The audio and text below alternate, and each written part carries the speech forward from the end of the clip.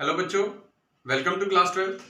आज हम क्लास 12 की चैप्टर 4 एनसीईआरटी बुक का डिटरमिनेंट्स उसकी थर्ड एक्सरसाइज से शुरू करेंगे, जिसमें हम आपको आज का जो टॉपिक है हमारा एरिया ऑफ ट्रायंगल निकालना सिखाएंगे और साथ में ही नेक्स्ट जो टॉपिक आएगा नेक्स्ट एक्सरसाइज का वो आएगा माइनर्स एंड कोफैक्टर, वो भी साथ में एक्सप्लेन करेंगे। तो आइए सभी बच्चे ध्यान से देखेंगे एरिया ऑफ ट्रायंगल कैसे कैलकुलेट करते हैं बाय यूजिंग डिटरमिनेंट्स। देखिए हमारे पास ये गिवन है एरिया ऑफ ट्रायंगल, जैसे मैंने लिख लिया हेडिंग। सपोज आपके पास एक ट्रायंगल है जिसके तीन वर्टिसेस हमें पता हैं ए, बी और सी। ट्रायंगल ए के वर्टिसेस हैं x1 y1 मान लेते हैं, ट्रायंगल बी के वर्टिसेस x2 y2 और ट्रायंगल सी के वर्टिसेस x3 y3। आपने क्लास 11th में और क्लास 10th में एरिया ऑफ ट्रायंगल निकालना सीखा था और एरिया ऑफ ट्रायंगल का जो फॉर्मूला रहता है वो क्या पढ़ा हुआ हमने, 1/2 x1 y2 minus y3 plus x2 y3 minus y1 plus x3 y1 minus y2। ये फॉर्मूला एरिया ऑफ ट्रायंगल का आपने ऑलरेडी पढ़ा हुआ है।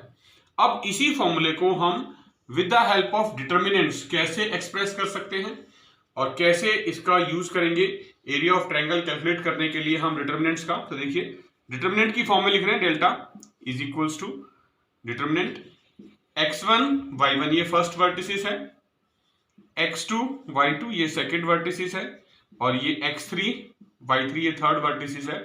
और यहां पर थर्ड कॉलम में हम 1 1 1 रिप्रेजेंट करेंगे। जब आप इस डिटरमिनेंट को एक्सपेंड करेंगे तो आपके पास एग्जैक्टली यही वैल्यू आएगी। on expanding we got the area of triangle। इस डिटरमिनेंट को एक्सपेंड करने पे हमें एरिया ऑफ ट्रायंगल मिलेगा। जब भी आप area of triangle with the help of determinant calculate करेंगे तो दो तीन बातों का आपने ध्यान रखना है जो बहुत इंपॉर्टेंट है। देखिए मैं आपको एक एक करके बता रहा हूं। फर्स्ट जो सबसे इंपॉर्टेंट बात है कि area of triangle is always positive, कि अगर डिटरमिनेंट की वैल्यू नेगेटिव भी आए तब भी आपने उसको पॉजिटिव ही कंसिडर करना है, क्योंकि एरिया ऑफ ट्रायंगल कभी भी नेगेटिव नहीं होता, हमेशा पॉजिटिव होता है। दूसरी बात, if area of triangle is given, कुछ क्वेश्चंस ऐसे भी आएंगे जिसमें हमें एरिया ऑफ ट्रायंगल गिवन होगा, area of triangle is given और आप उसको डिटरमिनेंट की हेल्प से सॉल्व करेंगे, then we must use both positive and negative sign. तो हमने दोनों साइन यूज कर रहे हैं, प्लस वाला साइन भी और माइनस वाला साइन भी, यानी एरिया ऑफ ट्रायंगल हमने एक बार पॉजिटिव लेके सॉल्व करना है और एक बार नेगेटिव लेके सॉल्व करना है, उसी से हम अननोन की वैल्यू कैलकुलेट कर पाएंगे। और तीसरी बात जो सबसे इंपॉर्टेंट है कि if area of triangle is zero, मतलब अगर किसी केस में एरिया ऑफ ट्रायंगल जीरो आ जाता है तो इसका मतलब होगा देन पॉइंट्स, तो जो हमें पॉइंट्स दिए हुए थे ए बी और सी जिनसे ट्रायंगल बना था और उनका एरिया जीरो आ गया, then these points A B C are collinear, तब वो तीनों पॉइंट्स जो है वो कोलिनियर हो जाएंगे। मतलब अगर हमें कोलिनियर प्रूव करने के लिए भी कहा है तीन पॉइंट्स को, तो हम उनको डिटरमिनेंट के फॉर्मूले में रखेंगे एरिया ऑफ ट्रायंगल की और इक्वल टू जीरो आ जाएगा तो प्रूव हो जाएगा कि हाँ तीनों पॉइंट्स जो है कोलिनियर है। कोलिनियर का मतलब होता है इन द सेम स्ट्रेट लाइन, एक ही स्ट्रेट लाइन में जब टू और मोर पॉइंट्स होते हैं तो उसको कोलिनियर बोलते हैं। देखिए एक्सरसाइज 4.3 कर रहे हैं जिसमें हम एरिया ऑफ ट्रायंगल के जो हमने फॉर्मूला भी सीखा है उससे कुछ क्वेश्चंस प्रैक्टिस करेंगे। फर्स्ट क्वेश्चन के तीन पार्ट्स हैं, हम आपके लिए सेकंड पार्ट डिस्कस कर रहे हैं। फर्स्ट और थर्ड पार्ट आपने खुद करने, हमने आपके लिए छोड़ दिया अपनी प्रैक्टिस के लिए। तो देखिए जैसे हमें सेकंड पार्ट में ये तीन वर्टिसेस गिवन है ट्रायंगल के, मान लेते हैं वर्टेक्स ए है 2 3, वर्टिसेस बी के कोऑर्डिनेट हैं 1 1 और वर्टेक्स सी के कोऑर्डिनेट्स हैं 10 8। हमें एरिया ऑफ ट्रायंगल कैलकुलेट करना है with the help of determinants. आप इनको एज्यूम कर लीजिए, ये पॉइंट ए के जो वर्टेक्स हैं, वर्टेक्स के जो कोऑर्डिनेट्स हैं x1 y1, पॉइंट बी के कोऑर्डिनेट x2 y2 और पॉइंट सी के कोऑर्डिनेट्स x3 y3। हमने डिटरमिनेंट की हेल्प से इनका एरिया ऑफ ट्रायंगल निकालना है, तो आप लिख देंगे area of triangle ABC is equal to half determinant. Formula लिख रहा हूं पहले, देखिए x1 y1 x2 y2 x3 y3 और 1 1 1। ये फॉर्मूला था एरिया ऑफ ट्रायंगल कैलकुलेट करने का। अब इसमें हम वैल्यूज पुट करेंगे। x1 y1 की वैल्यू है देखिए 2 3, x2 y2 की वैल्यू है 1 1 और x3 y3 की वैल्यू है 10 8 और ये 1 1 1 तीसरा कॉलम ये हमारे फॉर्मूले में है एज इट इज, तो इसको लिख लेंगे।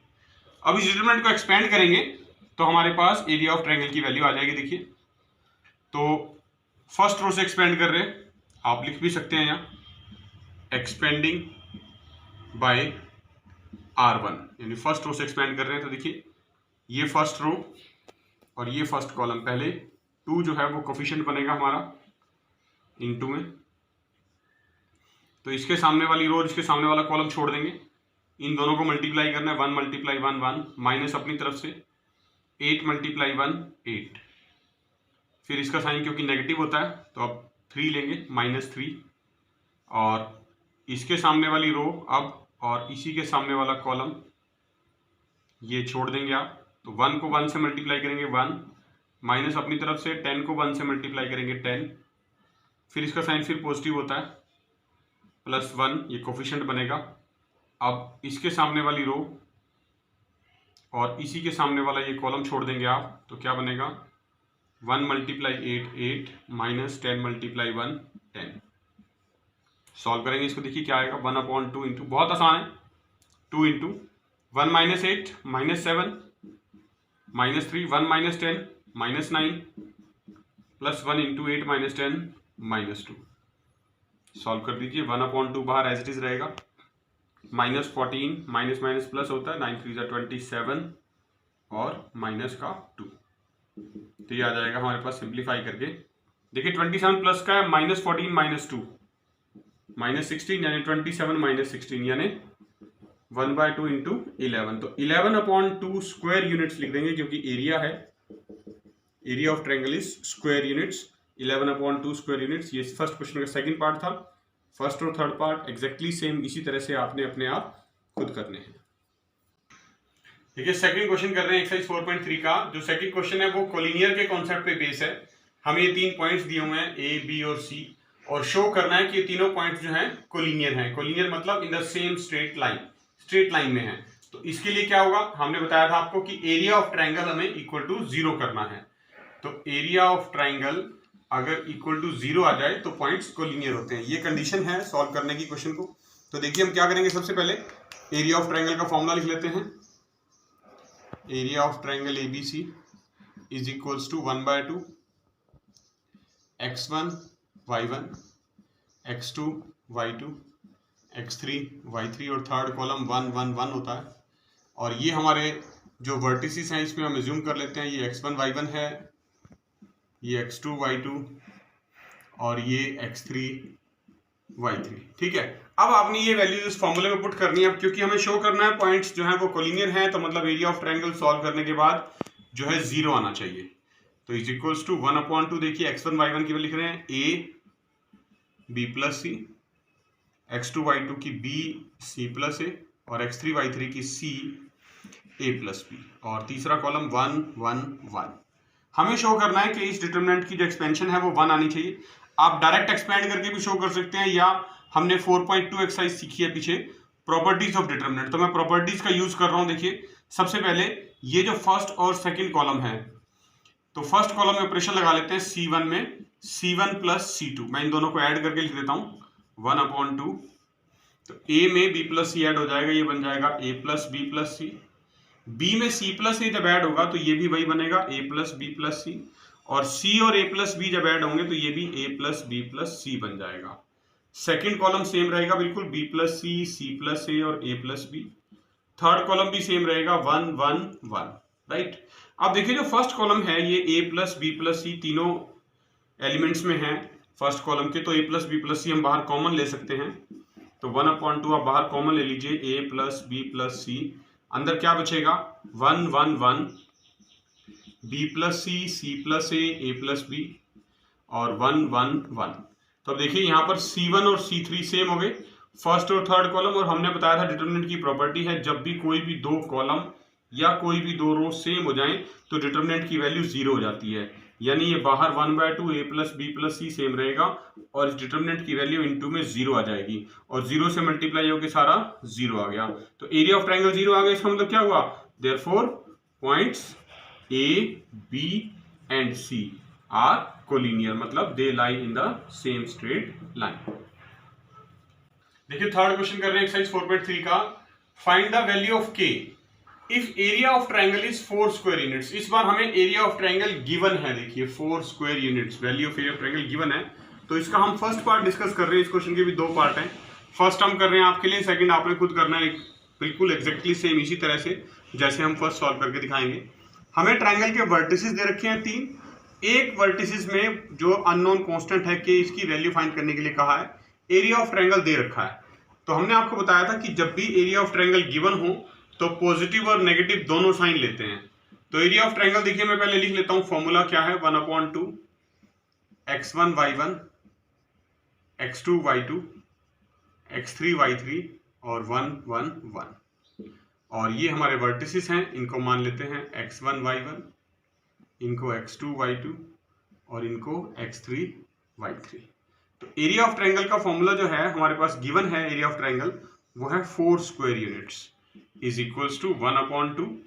अब यहाँ डिटरमिनेंट की वैल्यूज लिख लेते हैं आप, x1 y1 की वैल्यू है k0, x2 y2 की वैल्यू है 4,0 और x3 y3 की वैल्यू है 0 2 और तीसरा कॉलम 1 1 1 सेम रखना है। तो देखिए आपने इसको एक्सपेंड करना है, पहले डिटरमिनेंट को 1/2 इंटू, मैं फर्स्ट रो से ही कर लेता हूं। तो फर्स्ट रो के इसके सामने वाला रो और इसके सामने वाला कॉलम छोड़ देंगे आप, ये कोफिशिएंट बनेगा k 0 × 1 0 माइनस अपनी तरफ से 2 × 1 2, इसका साइन नेगेटिव होता है -0। तो इसके साथ कुछ भी लिखने की जरूरत नहीं है क्योंकि 0 से मल्टीप्लाई होकर वैसे ही 0 हो जाने वाला है। तो फिर भी हम एक बार आपको बता देते हैं कि हाउ टू राइट। तो इसके सामने वाली रो, इसके सामने वाला कॉलम ये छोड़ देंगे आप, तो क्या बचेगा 4 × 1 4 माइनस 0 × 1 0 और तीसरा साइन +1 ये आएगा हमारे पास। तो 1 के सामने वाली रो आपने छोड़नी है, ये फर्स्ट रो, और ये थर्ड कॉलम छोड़ देना इसके सामने वाला।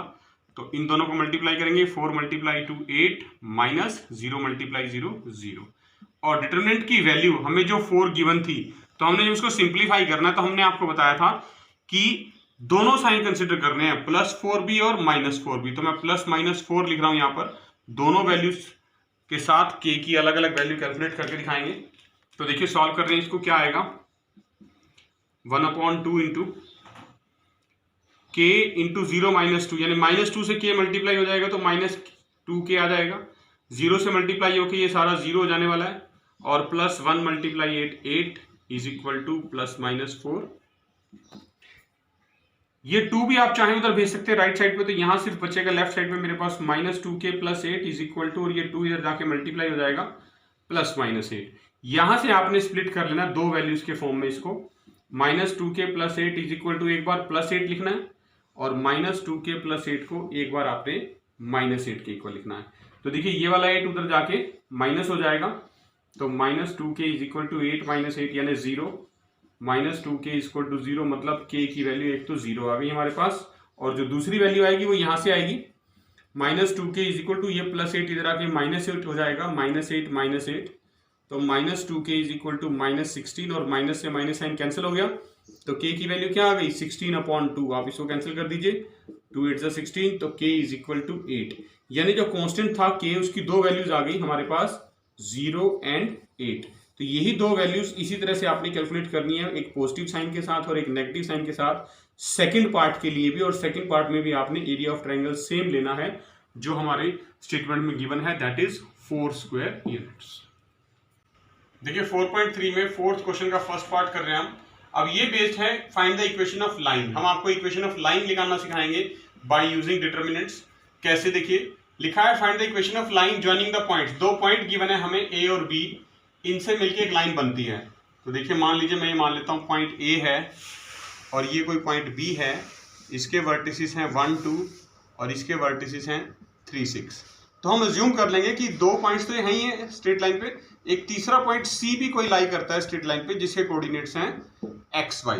तो हमने यही बात सिर्फ एक लिख लेनी है कि let C x y be any point be any point on the line joining AB, कि लाइन जो AB थी उसके ऊपर हमने एक C पॉइंट अज्यूम कर लिया। तो इसका मतलब क्या हुआ, ये तीनों पॉइंट स्ट्रेट लाइन पे हैं, मतलब कोलिनियर हैं। Therefore points A, B and C are collinear.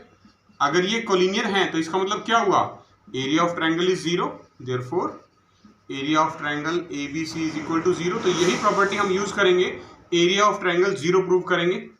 तो एरिया ऑफ ट्रायंगल कर रहे हैं, देखिए ABC इज इक्वल टू, पहले फॉर्मूला लिख लेते हैं, x1 y1 x2 y2 x3 y3 1 1 1। देखिए एरिया ऑफ ट्रायंगल का फॉर्मूला लिख लिया हमने। जो ये वर्टिसेस हैं हमारे, हम अज्यूम कर लेते हैं, जो पॉइंट A है उसके x1 y1 हैं, जो पॉइंट B है उसके x2 y2 मान लेते हैं, और जो पॉइंट C है उसके x3 y3। ठीक है, ये वैल्यूज पुट कर देते हैं। यहाँ पर क्या आएंगी, x1 y1 की वैल्यू है 1 2, x2 y2 की वैल्यू है x2 y2 की वैल्यू है 3 6। तो यहाँ 3 6 लिख लेंगे आप, और x3 y3 की वैल्यू है x, y, और तीसरा कॉलम 1 1 फिक्स होता है। और हमें ये पता है कि ये तीनों पॉइंट स्ट्रेट लाइन पे लाई करते हैं, मतलब एरिया ऑफ ट्रायंगल जो है वो इक्वल टू 0 आने वाला है। तो ये इक्वल टू 0 आएगा, इसकी इक्वल टू 0 हमने पहले से रख दिया है, पुट कर दिया है। अब जैसे ही आप इसको एक्सपेंड करेंगे तो आपके पास जो इक्वेशन मिलेगी that is the required equation of line.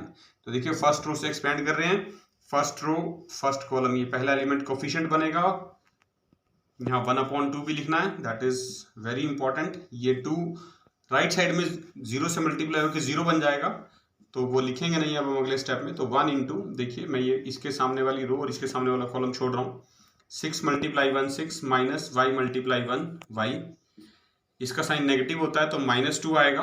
अब ये इसके सामने वाली रो और ये इसके सामने वाला कॉलम आप छोड़ देंगे, तो 3 × 1 3 माइनस x × 1 x, और फिर +1 तीसरा एलिमेंट फर्स्ट रो का ये कोफिशिएंट बनेगा, तो इसके सामने वाला कॉलम और ये रो छोड़ देंगे, तो 3 × y 3y minus 6 × x 6x, ये हमने रखना है इज इक्वल टू 0। तो एक्सपेंड कर दीजिए इसको, देखिए क्या आएगा, 6 - y, -2 से दोनों एलिमेंट मल्टीप्लाई होंगे तो साइन चेंज होगा क्योंकि बाहर माइनस है, -6 + 2x, और ये +3y - 6x is equal to 0। तो ये क्या आ गया, देखिए हमारे पास ये -6 है और ये +6 है, पहले तो ये दोनों कैंसिल हो जाएंगे। ठीक है, फिर ये +2x और ये -6x, यानी -6x + 2x तो बन गया -4x, +3y और -y बन गया +2y इज इक्वल टू 0।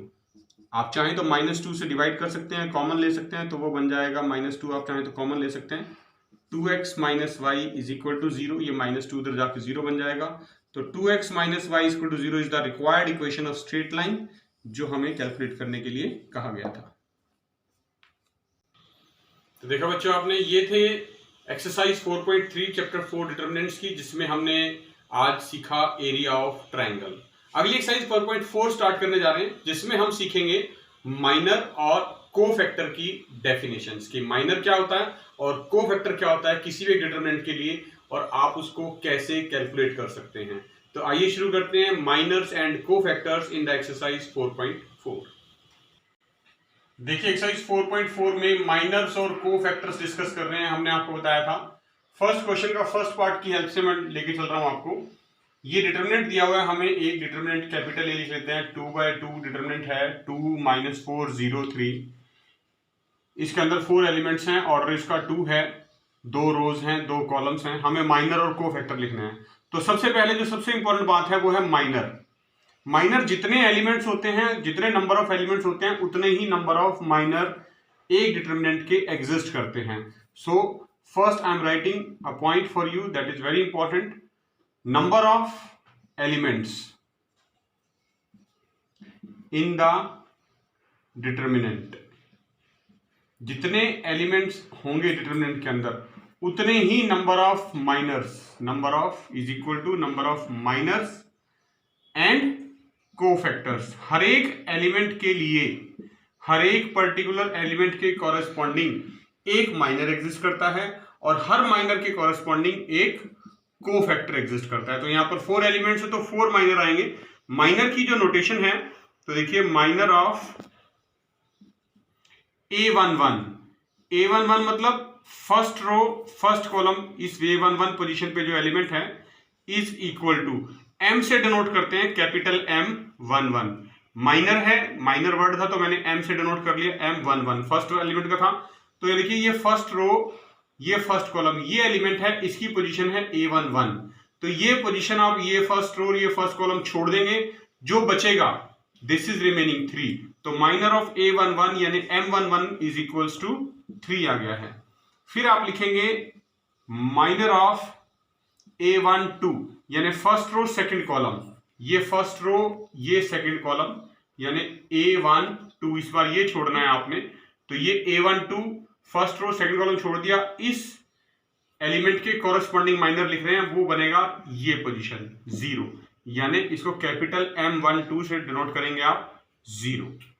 फिर तीसरा एलिमेंट आएगा minor of A21 second row first column. तो देखिए ये हमने दोनों माइनर लिख लिए हैं, फर्स्ट रो फर्स्ट कॉलम के और फर्स्ट रो सेकंड कॉलम के, इनके लिए हमने माइनर लिख दिए थे A11 और A12 के लिए। अब बारी आएगी इस एलिमेंट की A21 की, तो ये A21 के लिए माइनर लिख रहे हैं, तो इसके सामने वाली रो इसके सामने वाला कॉलम छोड़ेंगे, तो ये पोजीशन बचती है -4 यानी M21 second row first column का जो माइनर बनेगा वो बनेगा -4। सिमिलरली माइनर ऑफ A22 यानी सेकंड रो सेकंड कॉलम, ये हमारा सेकंड रो सेकंड कॉलम है, तो इसके सामने वाला कॉलम और इसके सामने वाली रो आप छोड़ देंगे। देखिए ये कॉलम और ये छोड़ देंगे रो, तो क्या बचेगी, ये पोजीशन बचेगी सिर्फ, और यहाँ पर है 2 लिखा हुआ। तो M22 जो है सेकंड रो सेकंड कॉलम के कॉरेस्पॉन्डिंग माइनर बनेगा 2। तो ये तो 4 माइनर आ गए, जैसे 4 माइनर आए हैं ऐसे ही 4 को फैक्टर भी आएंगे, और जो को फैक्टर लिखने, देखिए इन्हीं के सामने में लिख रहा हूं को फैक्टर C11 से डिनोट करेंगे। इसी एलिमेंट के लिए लिख रहे हैं पहले A11 के लिए M11 के लिए, जो भी हमने माइनर लिखा है उसी को लिखना होता है, बस को फैक्टर में फर्क क्या है, जो सुफिक्स हैं ये लिखने होते हैं -1 raise to power sum of the suffix 1 + 1 into M11 की वैल्यू। फिर इसके लिए अगर को फैक्टर लिखना है तो आप लिखेंगे cofactor C12 is equal to -1 raise to power 1 + 2, suffix जो 1 और 2 है इनका सम ऊपर लिखा जाता है -1 की पावर में, और यहां पर माइनर मल्टीप्लाई कर देंगे M12 से।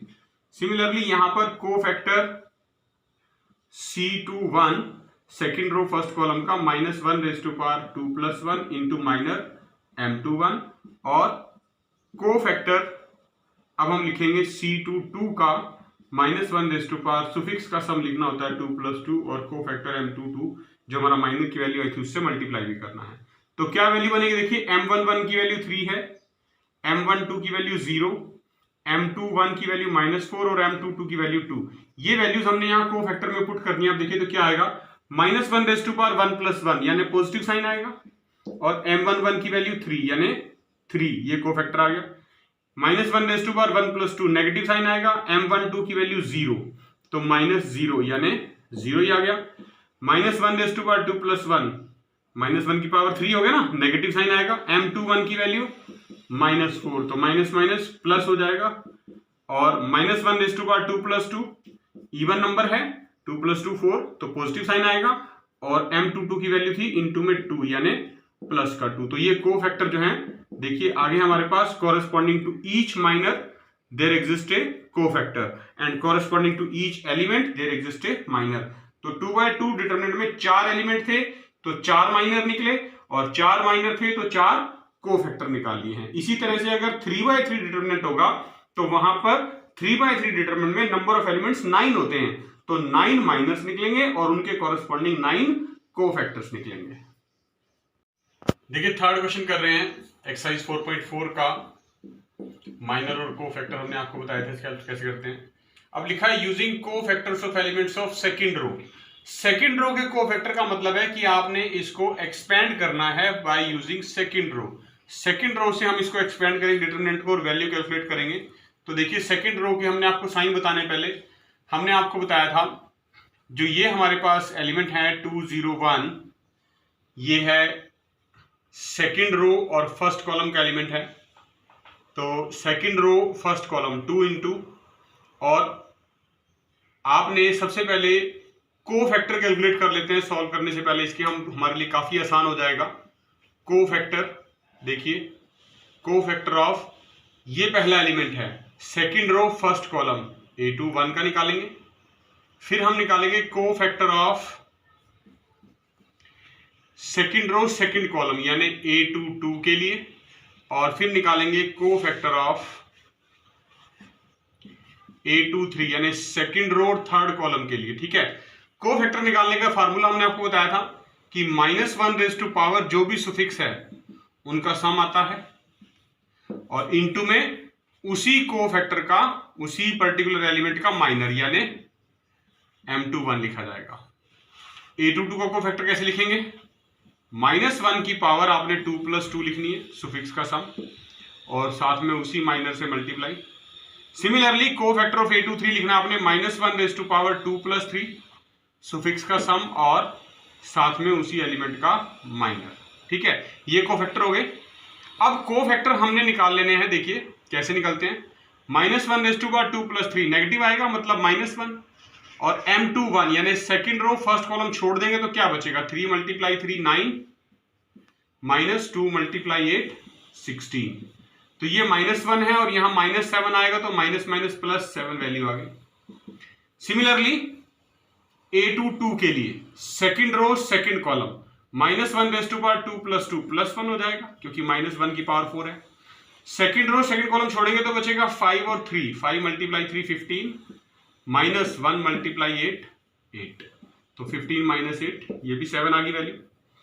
अब बात करेंगे थर्ड कोफैक्टर की, सेकंड रो थर्ड कॉलम की, तो -1 2 + 3 लिखा है, 2 + 3 मतलब 5, ऑड नंबर है तो -1 आएगा, और M23 मतलब सेकंड रो और थर्ड कॉलम छोड़ देंगे तो 5 × 2 10 -1 × 3 3, यानी ये -1 और 10 - 3 7, तो ये आ गया -7।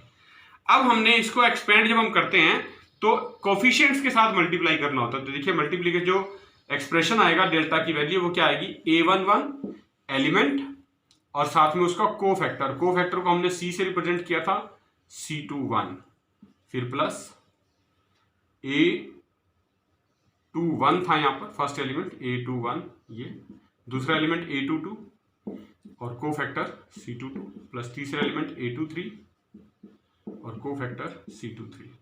इनकी वैल्यूज रख दीजिए आप, 2 × 7 + 0 × 7 + 1 × -7, तो ये आ जाएगा 14 + 0 - 7 यानी 14 - 7 7, तो डिटरमिनेंट की वैल्यू क्या आ गई? 7।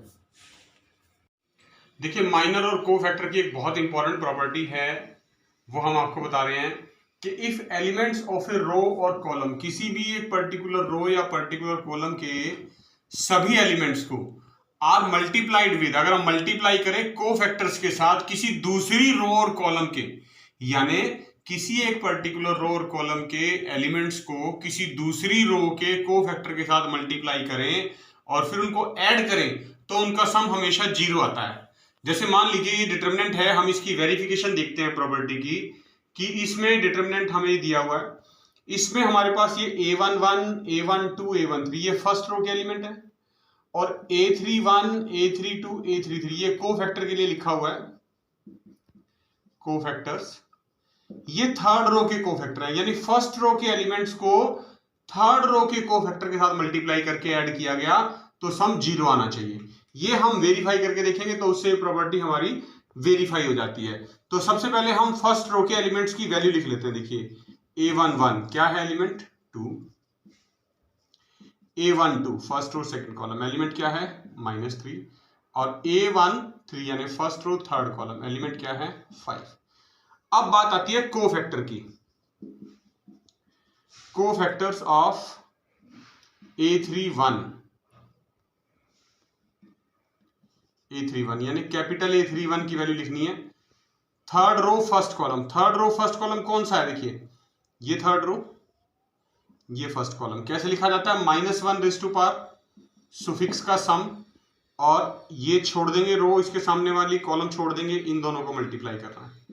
-3 × 4 -12, माइनस अपनी तरफ से 0 × 5 0, तो कोफैक्टर की वैल्यू क्या आ गई, -1 की पावर 4 प्लस होता है पॉजिटिव साइन, और यहां पर ब्रैकेट में -12 यानी प्लस माइनस माइनस -12 आ गई वैल्यू A31 की।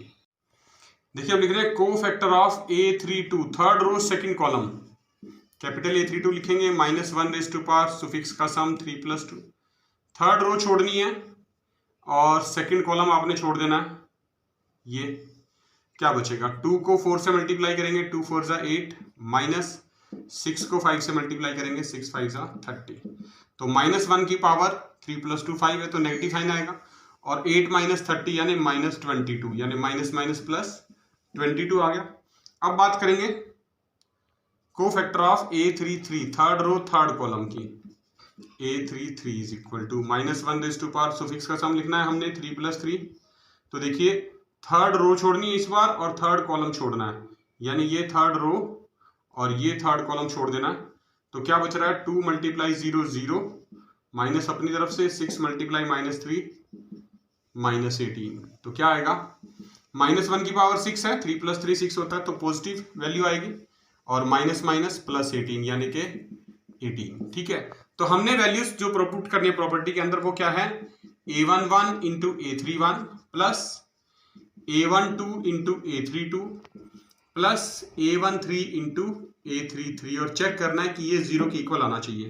तो LHS लेके चलेंगे। देखिए लेफ्ट हैंड साइड A11 की वैल्यू 2 है, A31 की value third row first column -12 आई है, प्लस A12 की वैल्यू -3 है, और A32 की वैल्यू 22 आई है, A13 की वैल्यू 5 है, और A33 की वैल्यू 18 आई है। सॉल्व करिए, देखिए -12 × 2 -24, और 22 - 3 यानी -66, और प्लस 18 × 5 90। तो -24 -66 + 90, -24 -66 -90 हो जाएगा, और ये +90, तो -90 + 90 0 which is equals to RHS। तो ये प्रॉपर्टी हमने वेरीफाई कर दी कि किसी भी डिटरमिनेंट में आप पर्टिकुलर एक रो के एलिमेंट्स को दूसरी किसी रो के कोफैक्टर के साथ मल्टीप्लाई करके ऐड करते हैं तो रिजल्ट हमेशा 0 आता है। तो देखा बच्चों आपने, ये थे माइनर्स और कोफैक्टर के ऊपर बेस्ड एक्सरसाइज 4.4 के कुछ क्वेश्चंस, और हमने माइनर और कोफैक्टर्स की प्रॉपर्टीज भी आपको with the help of example verify करके दिखाई है। आपने जो बाकी के क्वेश्चंस बचे हुए हैं उनकी खुद से प्रैक्टिस करनी है और अच्छे से अपने नोट्स भी प्रिपेयर करने हैं। हम आपको बहुत जल्द अगली वीडियो में फिर मिलेंगे, और उसमें हम डिस्कस करेंगे एक्सरसाइज 4.5 चैप्टर 4 डिटरमिनेंट्स की। तब तक के लिए अपने घर में रहिए, अपना ध्यान रखिए। Thank you.